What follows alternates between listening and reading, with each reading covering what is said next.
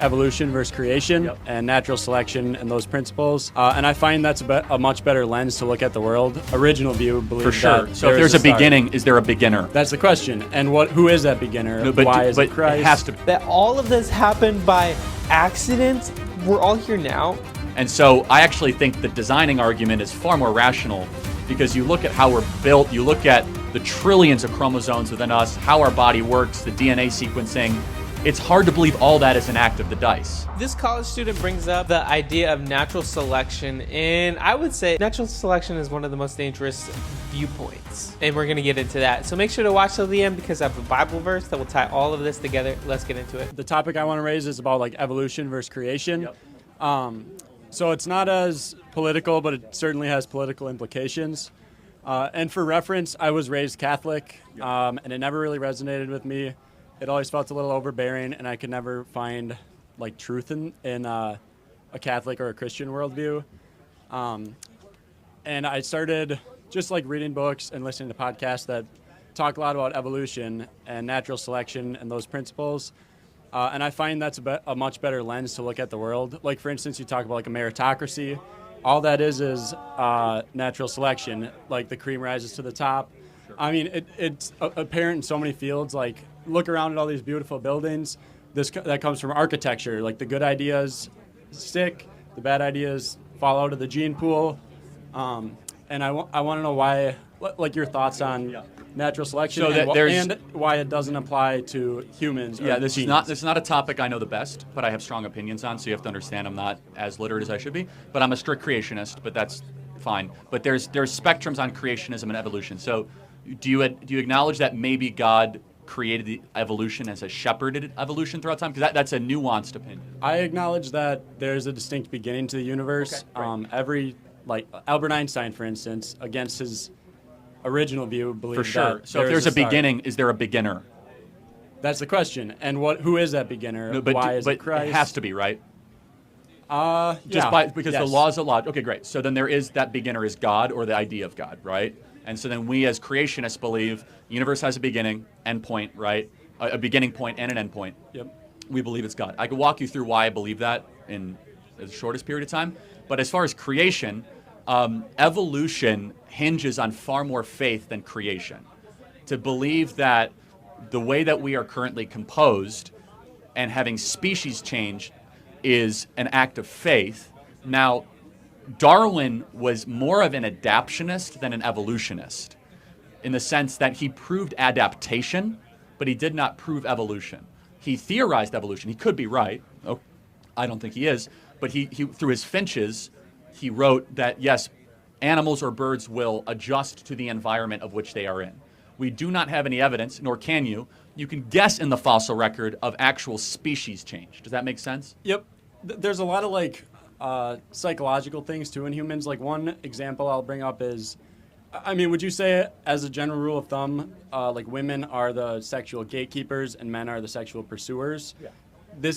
That distinction can be explained by evolution, right?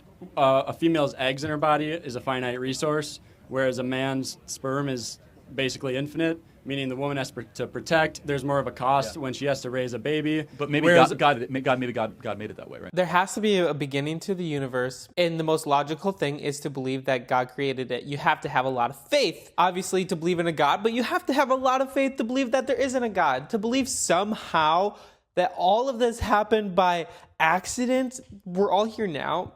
That is crazy amount of faith. Crazy amount of faith. The Bible talks about you have to have faith the size of a mustard seed. Evolutionists have to have faith the size of a mountain.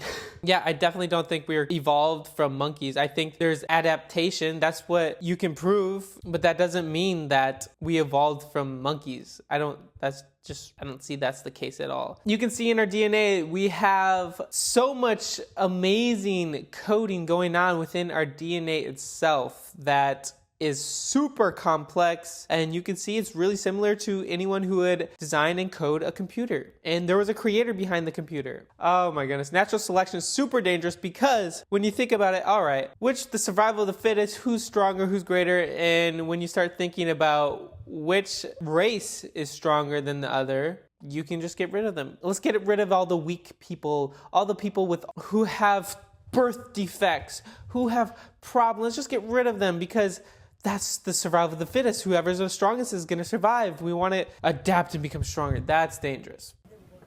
A lot of things like that point towards evolution of some sort. For sure, but I think I think you're close, because you're marveling in the design. Yep, and then therefore we believe it was designed. I think evolution can give off the impression of design because it is so intricate. Even like something like religion, I would explain in terms of evolution and natural selection. Like over time, religions change. For instance, there's plenty of denominations of Christianity. So, like religion is not a I don't want to spend too much time on this, but I think you would agree with our perspective that even looking at this objectively with reason, there's something improbable of our existence. Yeah. Right? Yeah, totally. And that improbability could be a roll of the dice of chromosomal gene mutations over trillions of years, or it actually could be something a lot simpler, which is there's something above us that just designed us. And so I actually think the designing argument is far more rational, because you look at how we're built, you look at the trillions of chromosomes within us, how our body works, the DNA sequencing. It's hard to believe all that is an act of the dice. And that is what evolution contests, is that it's a lot of, it would be like rolling snake eyes 23 billion times in a row. That's how improbable evolution is. My contention with that would be like, evolution is like, it's unchanging. It doesn't put us at the center of everything. So a lot of people explain it's like the good of the species, but truly it's just the good of the gene, passing on the genes that stick. It can be subconscious. Of course, I don't disagree with any of that. We just think all of that was designed into us, right? And so is your belief that God made the universe and then I believe implemented? So I believe what the scriptures say, which is that God created the earth and then God created man, and that we are here. The period of time I don't get into. Strong opinions is 6,000 years, 6 million years. I don't really care that much. I think it's more important morally that God predated the universe. The universe was made at His direction, then nature was made, then animals were made, then man was made, in that sequencing. And I think that's an important sequencing. Yeah, and I agree that there should be, if we believe that there's a start of the universe, there has to be a beginner. For sure. And I also disagree with ethical subjectivism, where that's you're entitled to your own moral. But I feel like there is one truth. There has to be. There has to be, right? And your argument is God provides us that truth through the Bible. But then why is your truth the truth? Yeah, no, that's a great question. So, because through both reason and revelation, though. So, God gives us both. Revelation, of course, is the scriptures. Reason is our ability to interact with the natural world to see if the scriptures are actually true. So, why is Christianity true? Well, first, let's just test the 10 Commandments. If you follow the 10 Commandments, your life will be objectively better and your society will be objectively better, right? I mean, not killing, not murdering, not stealing, honoring your parents, not having anything above the idea of a sovereign God, right? Resting for one day a week, not lying. These are things that we can all agree, okay, that's a good way to build society. But let me just one thing. The two miracles that Christianity hinges upon is creation, which I think you're almost there-ish, that there was a beginning to everything.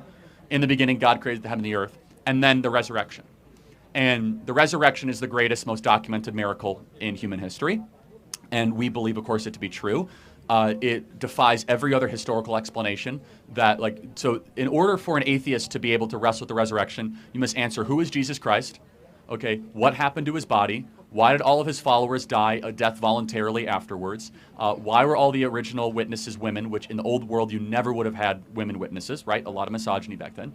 Why did we have all these people that from the first threshold, the second threshold, eyewitnesses say that Jesus Christ rose from the dead? So all of this, canon, and I don't expect you to believe it, is hinging on that one event. Yeah, he did a really great job explaining why you should look into those things. The resurrection, what happened, and what made that so significant. And it wasn't people just say, oh, the resurrection was made up 100 or 200 years after, which is just not true at all. The first creed was written 20 years after, and people don't make up myths in 20 years. It takes 300, 400 years. You see people who study urban myths or Middle Eastern myths, whatever. It takes a long time for things to deify, as people say. Why do people really die for something that they knew was a lie. They knew was a lie. They knew was a lie. Maybe they'll make up this lie for their own gain. People do that. They'll lie for their own gain. But these people died. They were killed. The fact that women were the first witnesses of Jesus' resurrection is super important when you look at someone who's trying to build a credible source. Because women, their testimony did not matter during that time. But the fact that Jesus completely flipped everything upside down gave us and helped us get to the spot where we are today, where women are equally valid in their testimony. Anyway, let's continue to watch. It's not about Jonah the whale. It's not about parting the Red Sea. It's creation, resurrection. That's it. Yeah, and if those two things are true, everything else in the Bible can be true. Does that make sense? Yeah, and I agree that for an atheist to try to disprove theism, or at least Christianity, it would be almost impossible to say, why would people die? To say, Jesus died on the cross for me and I saw it. Why would I admit, I'm from your perspective, why would I admit, yeah, I saw him die and rise from the dead? Well, no, yeah, for example. And so again, the answer people would give is like the Jonestown cult, that people can do really crazy stuff if they're convinced by a certain leader. I'm not convinced by that argument. But for example, like James, the half-brother of Jesus, Paul, who had no reason whatsoever, formerly Saul, persecuted Jews, led a great life, converted to Christianity, died a terrible death in prison, from the upside down resurrection of Thomas. Like, these people had no reason to die the way they did, yet they saw something that compelled them to all of a sudden put everything on the line, which was the belief that Jesus rose from the dead. Now, this is what's crazy. The Romans gave them an opportunity, saying, you can believe in Jesus, you just can't say he rose from the dead. They said, no, I refuse to give an inch on that. And so there's something there so powerful that it inspired an early church across an entire region and a religion that swept the world. And so that's enough for me to believe that it's true. Yeah. Not to mention, we have actually if you count Acts, 5 different eyewitness accounts, Matthew, Mark, Luke, and John, and then Acts, of different perspectives of this one singular event. And then we have Josephus, and then we have the second and third rate historians that say that something happened in this region at that time. Yeah, I think that's pretty awesome. Good job, Charlie, for explaining, and I pray for this kid. And a side note, I do not think atheists are inherently evil, or I don't think they're evil at all, and they don't have evil intent. I think sometimes when I'm trying to explain and get a point across, it maybe can come off like that. I think atheists want to do good as well, but I think that's because God put it on all of our hearts. But then people sometimes decide to reject that, just like people who believe in God reject that and do bad things. Anyway, now I have a Bible verse that will tie all of this together. 1 Corinthians 15, verses 3 through 6. I passed on to you what was most important and had also been passed on to me. This is Paul talking. Christ died for our sins, just as the scripture said. He was buried and was raised from the dead on the third day, just as the scripture said. He was seen by Peter and then by the 12. After that, he was seen by more than 500 of his followers at one time, most of whom are still alive, though some have died. So you know that this was written the matter of time where people still have seen Jesus. They didn't just make this up and then the myth came over time. Anyway, guys, thank you so much for watching. Please like this video and subscribe. I'm trying to hit 100,000 subscribers by the end of the year, and I know we can do it with your help. So thank you for all your love and support. Comment down below your thoughts. And guys, you might like these videos here. Peace.